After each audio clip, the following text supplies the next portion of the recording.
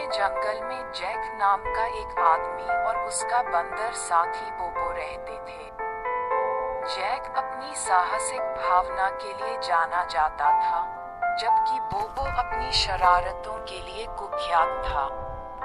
एक धूप भरी दोपहर में जैक और बोबो ने फूलों के झुंड के चारों ओर उड़ती हुई एक बड़ी, चमकती हुई मधुमक्खी को देखा। इस तरह के बेशकीमती कीट को पकड़ने की संभावना से उत्साहित होकर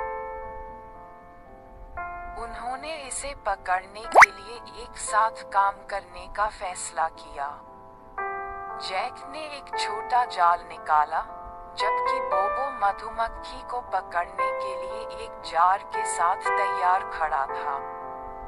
जब वे मधुमक्खी को पकड़ने के लिए आगे बढ़े, तो वह अचानक दूर भाग गई और झाड़ियों में गायब हो गई। हार न मानने के दृढ़ संकल्प के साथ जैक और बोबो ने अपनी खोज जारी रखी, इस बात से अनजान कि उन्होंने एक छोटे, खून के प्यासे मच्छर का ध्यान आकर्षित किया था। मच्छर ने दोनों साथियों को एक आसान लक्ष्य के रूप में देखा, तेजी से बोबो की खुली हुई बाह पर उतरा और काटने के लिए आगे बढ़ा। बोबो ने आश्चर्य से चीख मारी। इस प्रक्रिया में मच्छर को कुचल दिया, लेकिन तब तक बहुत देर हो चुकी थी। मच्छर ने पहले ही बोबो की त्वचा में अपना जहर डाल दिया था।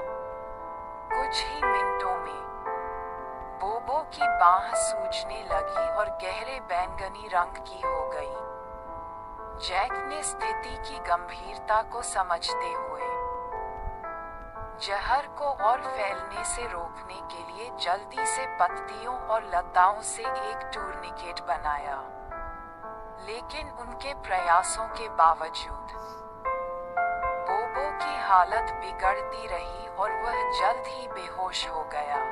हताश जैक ने बोबो को वापस अपने अस्थायी आश्रय में ले जाया,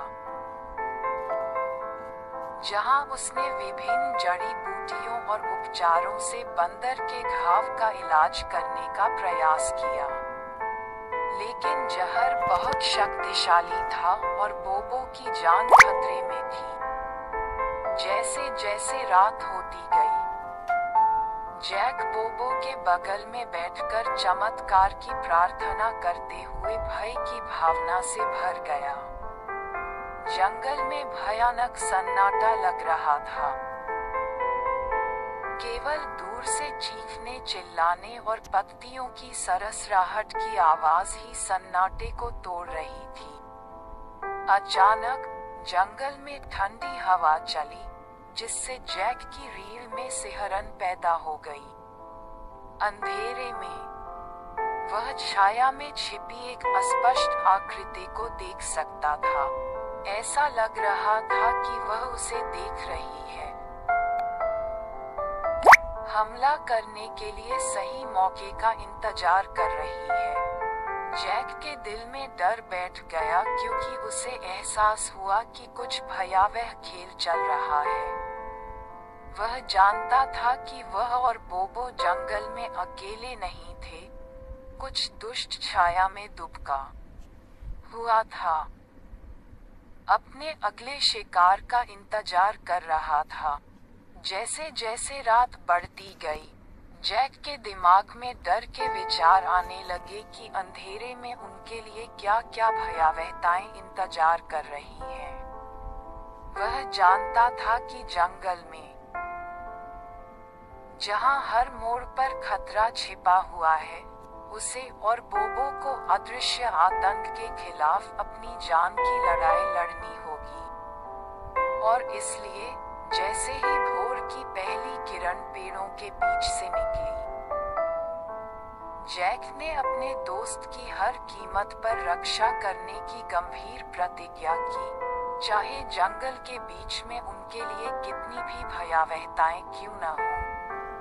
और जैसे ही एक नए दिन का सूरज उगता है, हवा में बेचैनी की भावना बनी रहती है, जो जंगल की गहराई में फैली भयावहता की याद दिलाती है।